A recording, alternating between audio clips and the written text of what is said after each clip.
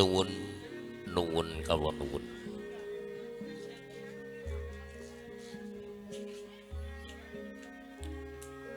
Saderengipun kalaksanan rantaman adicara dawuhipun risang temanten sarimbit dalem badhe ngaturaken kanthi uluk salam. Assalamualaikum warahmatullahi wabarakatuh.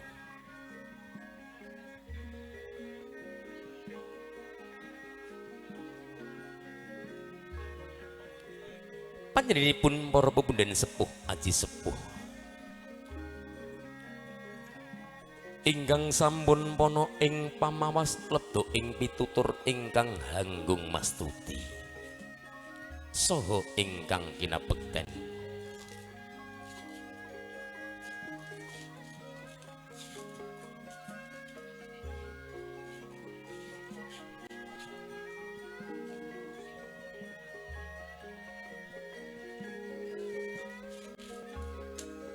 Panjenenganipun para priyagung jaraning nata, para sarjana sujananing budi, para pangemban-pangembating praja satiraning nagari ingkang pantes pinundi.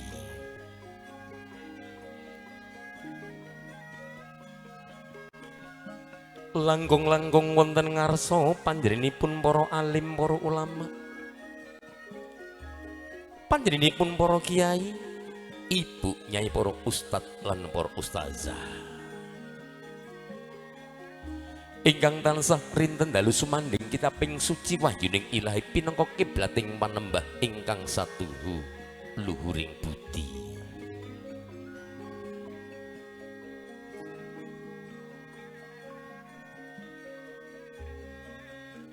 Langkung-langkung wonten ngarsa panjenenganipun ingkang hamengku karya nenggih Kanjeng Rama Muhammad Sholeh dalah panjenenganipun Kanjeng Ibu Sri Wahyuningsih sumrambah keluarga agung kadang pisan sutrisno, keluarga agung Bopo Tarmuji almarhum dalah panjenenganipun Ibu Tiana ingkang kaomyongan panjenenganipun sesepuh bini sepuh aji sepuh tuwin para kadang kaneman kadang werdu mudolan mudi ingkang winantulan basuki. Dipersilakan untuk pengantin wanita yang didampingi oleh orang tua tercintanya perlahan bisa menuju ke pelaminan.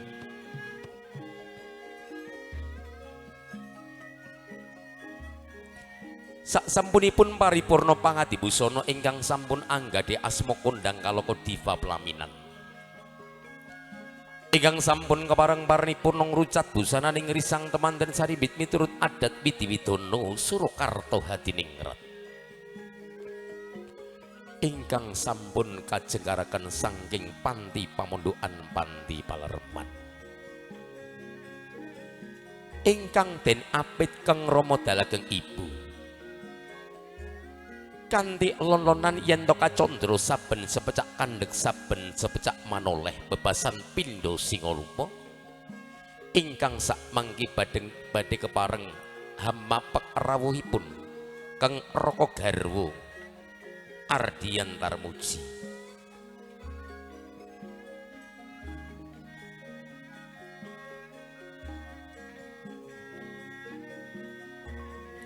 Sinten to ingkang sak mangke tinanggenah andhaupaken risang temanten sarimbit nenggih pangadibusana ingkang sampun anggadhahi asma kondang kalaka ingkang mijil saking laladan perintis unit setunggal kecamatan Rimbo Bujang diva pelaminan.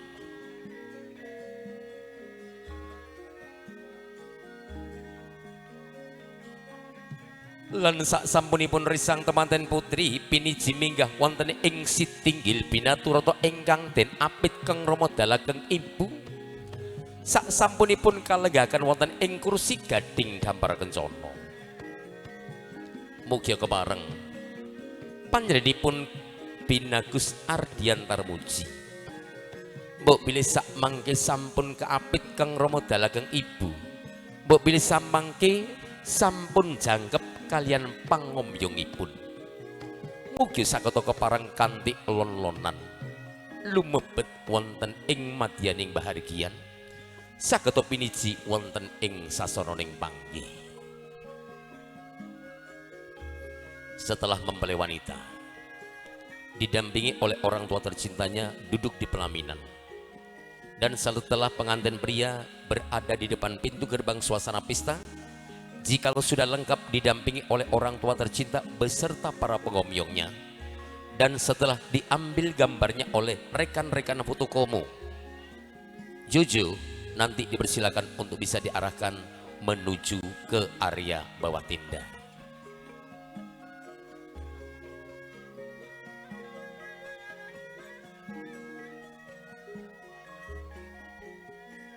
Nun sagunging para lenggah para rawuh. Pating kedampyak-dampyak panting pancorot-pancorong busananipun risang temanten kakung. Saya cedak, saya cetha, saya caket, saya ngalila.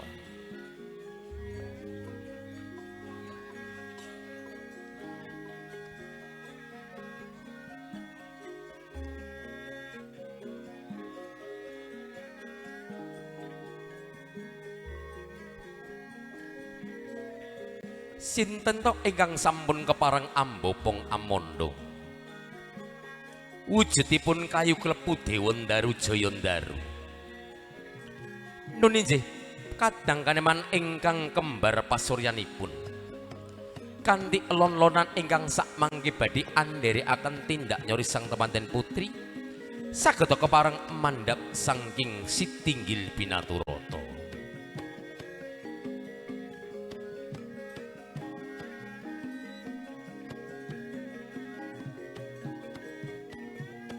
Kanthi jemelenggunging ungling gongso ingkang dipunaturaken pangadi Wirapitaswara, Alexa Audio Sound System. Kangge pangiring risang temanten putri katingal mandhap saking palenggahanipun, mandhap saking Sitinggil Binaturata ingkang sak mangke kepareng hamapak rawuhipun Kang Raka Garwa, pepudayanipun pun Bagus Ahmad, panjenenganipun Binagus Ardian Tarmuji.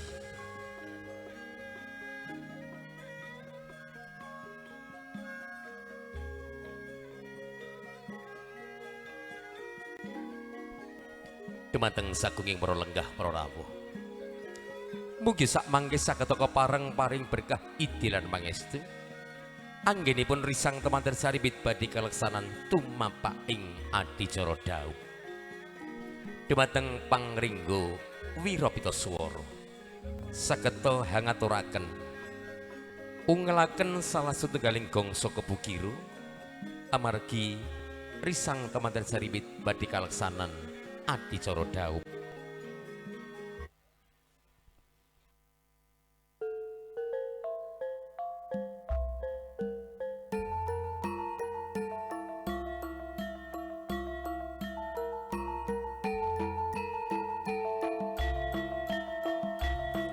Kanthi memuju lan memujining dumateng ngarsa dalem Gusti ingkang murbenging dumadi. Mugi anggenipun risang temanten sarimbit ngleksanani tumapaking adicara daup. Mugi wiwit purwamadya wasana tinebihna rubida lan ing sambikala.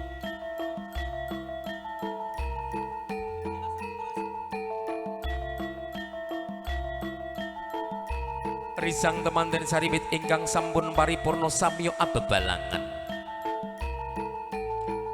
katingal panjenenganipun pangadi busana ingkang sampun kepareng hanyaketi wujudipun bokor kencana ingkang isinipun tirtawaning tirta sekar.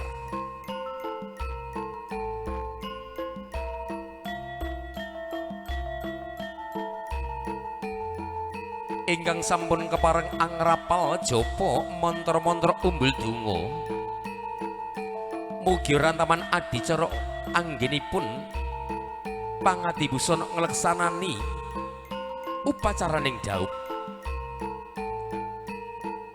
Mugi tansah pikantuk keberkahan saking ngarsa dalem Gusti ingkang murbenging dumadi.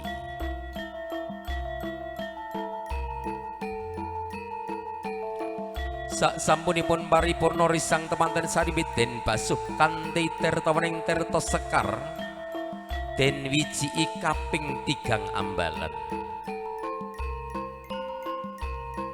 Risang temanten putri mugi kepareng saketa anjengku katingal sumembah astanipun.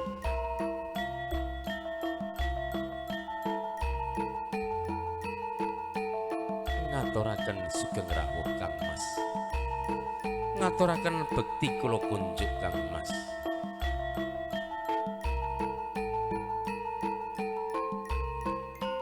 Saksampunipun paripurna risang temanten sarimbit samya abebalangan ambalang gantal ambalang suruh.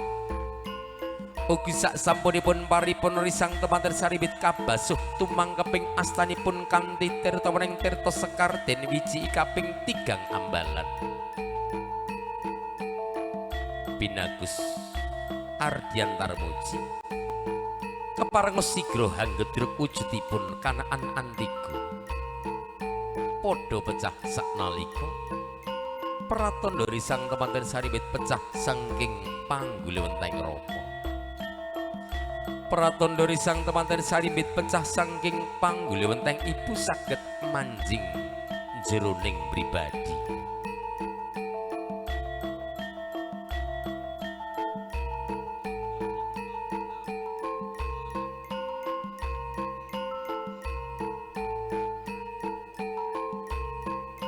Dumateng sakunging para lenggah para rawuh. Saksampunipun panjenenganipun Mbak Dewi paripurna anggenipun andhaupaken risang temanten sarimbit. Ugi saksampunipun risang temanten putri kenya ayu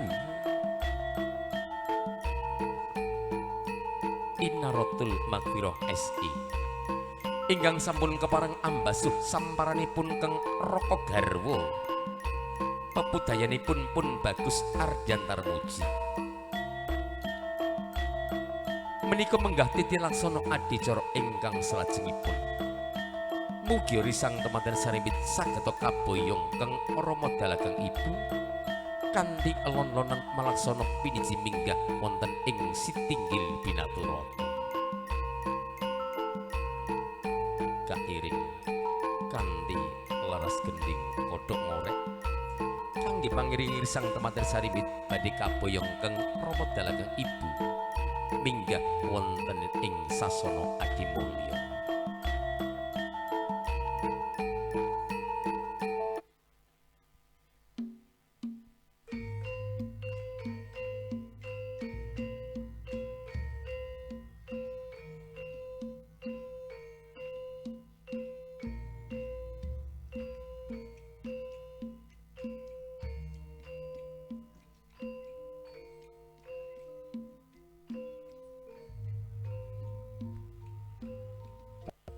Nun sagunging para lenggah para rawuh langkung-langkung dumateng panjenenganipun para pepundhen sepuh aji sepuh.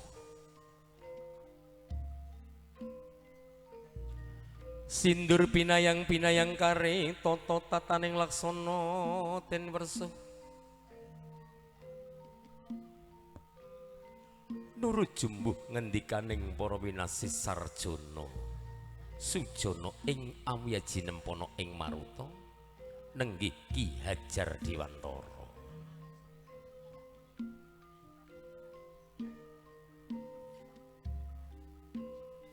Saksampunipun Kanjeng Rama Muhammad Soleh hanampi wujudipun selindang kawung ingkang sinulam benang jani. Ngendikaning Kang Rama, "Nggir anakku cah bagus kelawan cah ayu, tutna lakune wong tuamu yo nggir." Ing ngarsa Suntulada panjenenganipun Kanjeng Rama ingkang sampun kepareng amboyong anak temanten sarimbit.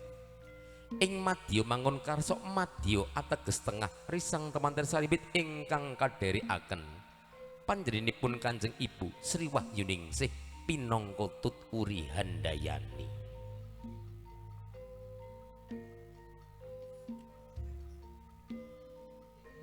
Saksampunipun risang temanten sarimbit kaboyong Keng Rama Dalageng Ibu minggah wonten ing Sitinggil Binaturata.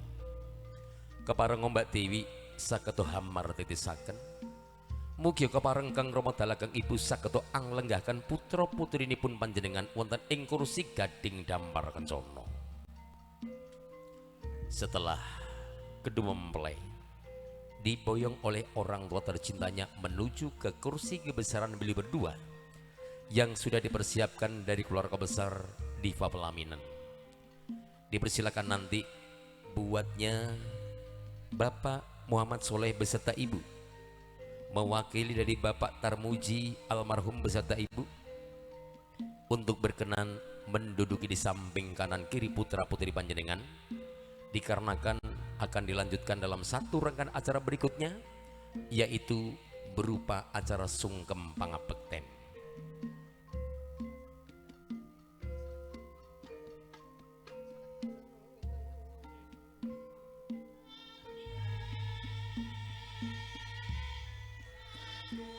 Sinambi nyekseni, sinambi paring berkah idilan pangestu dumateng panjenenganipun risang temanten sarembit ingkang katingal badhe ngleksanani tumapak ing adicara sungkem pangabekten. Kegandengan panjenenganipun ingkang kagungan dalem lenggah wonten ing sasana pelaminan. Keparenga dumateng sagunging para rawuh mewakili sanggeng panjenenganipun Bapak Muhammad Soleh dalah Ibu Sri Wahyuningsih ngaturaken sugeng rawuh sugeng tindak sugeng lelenggahan lan saged kepareng saged ngrahapi pasogatan ingkang sampun sumadya. Risang temanten sarimbit katingal mandhap saking palenggahanipun.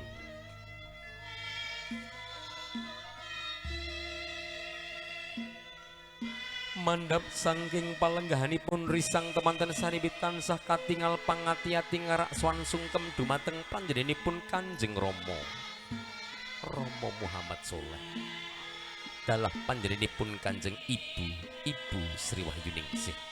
Duh Kanjeng Rama, ngaturaken bekti kula kunjuk Kanjeng Rama lan ngaturaken bekti kula katur Kanjeng Ibu.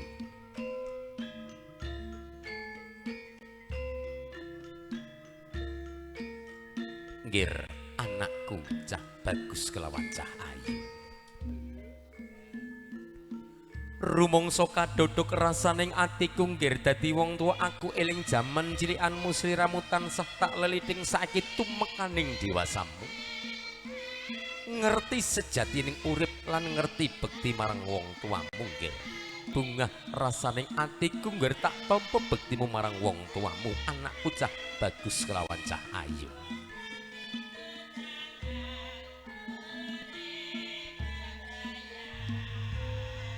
Nanging sing dadi welingi tumrape anakku klorone cah bagus kelawan cah ayu. Andisi ana anggonmu manembah wonten ngarsa dalem Gusti ingkang hakarya jagat. Bekti marang wong tuamu banjur ngalaksoan bekti marang kadang pisan kunggir lan welingi wong tuamu.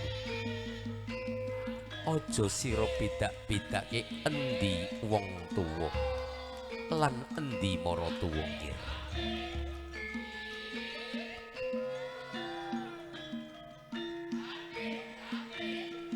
Tumete sing waspa bebasan tumete sing mutiara kanthi mongkok bumbung manahipun Kang Rama dalageng Ibu sak sampunipun hanampi sungkemipun nak temanten saribit.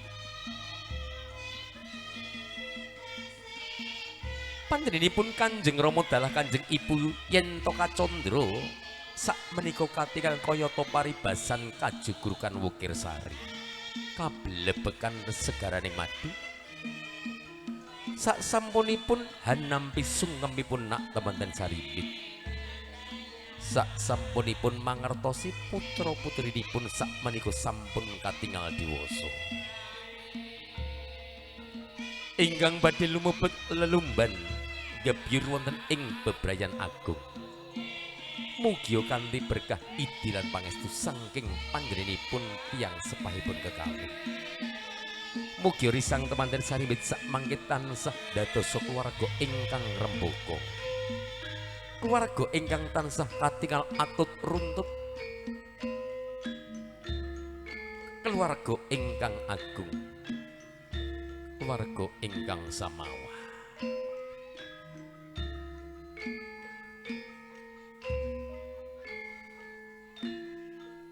Dumateng Pangringga Wirapetoswara saged nglajengaken kanthi leres gending amargi risang temanten sanibit tasih wonten ingkang badhe dipun leksanani rantaman adicara ingkang salajengipun.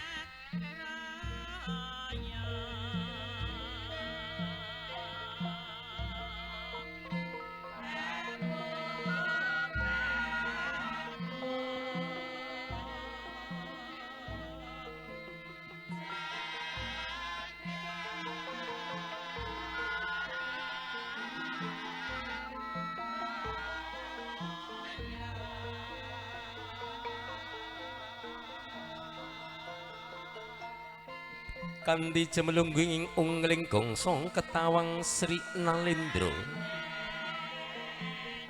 ingkang sampun dipun aturaken pangadi Wirapetoswara wonten Aleksa kangge pangiringing risang temanten sanibit ingkang katingal ngleksanani tumapak ing adicara kacar kucur.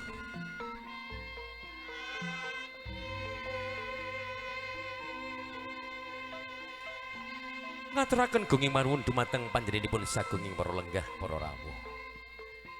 Langkung-langkung dumateng panjenenganipun para pundhen sepuh aji sepuh kasepuhan ing talatah Jalan Lawu.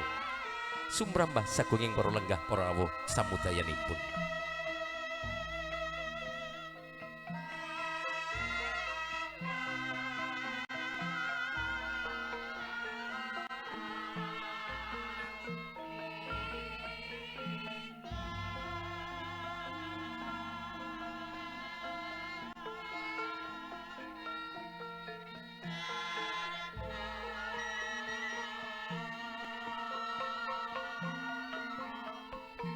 Kacar kucur. Panjenenganipun pangadi busana diva pelaminan ingkang sakmenika katingal wonten Mrs. Jojo kaliyan panjenenganipun Mbak Dewi. Ingkang sampun kepareng paripurna hamartetesaken titi laksana adicara kacar kucur. Menggah adicara kacar kucur.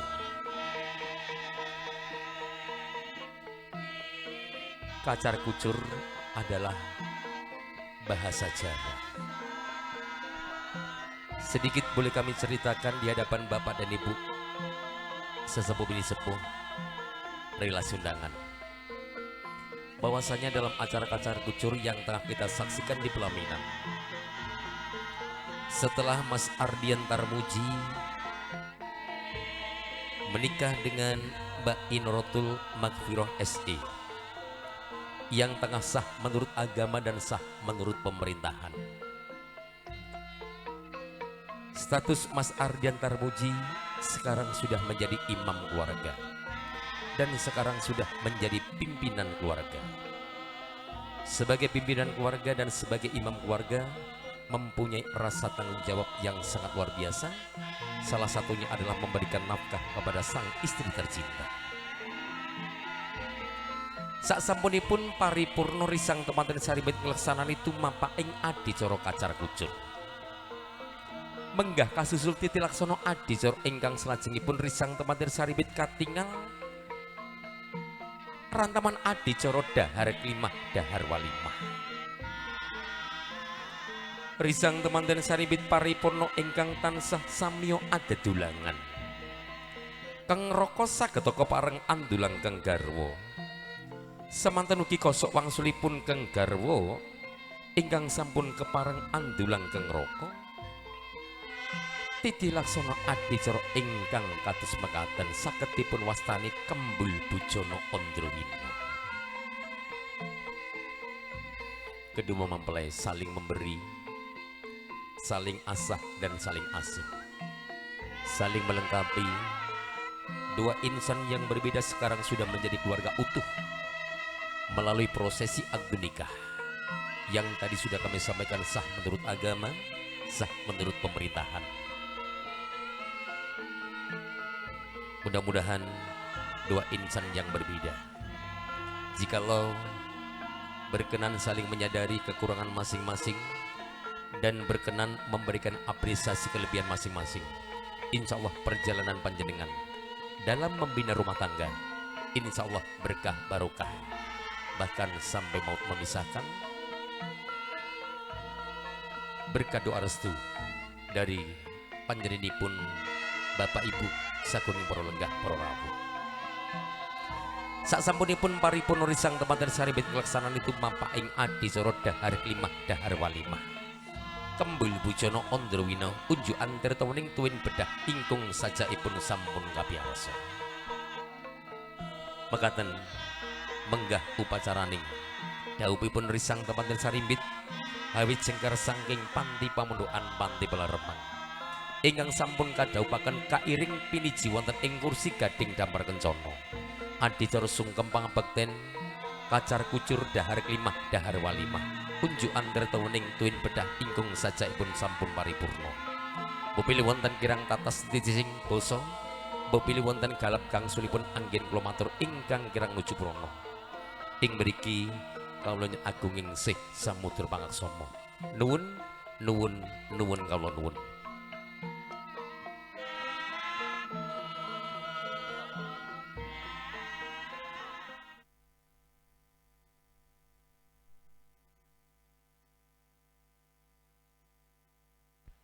Oke, terima kasih buat Bapak dan Ibu hadirin yang tengah berkenan ikut serta menyaksikan serta mendoakan dalam rangkaian acara Temu Temanten. Mudah-mudahan setelah paripurna dalam acara Temu Temanten, doa kita yang terbaik untuk kedua mempelai. Untuk Mas Ardian dengan Mbak Ina, insya Allah ini merupakan pernikahan yang pertama dan yang terakhir kalinya, langgeng saklawase.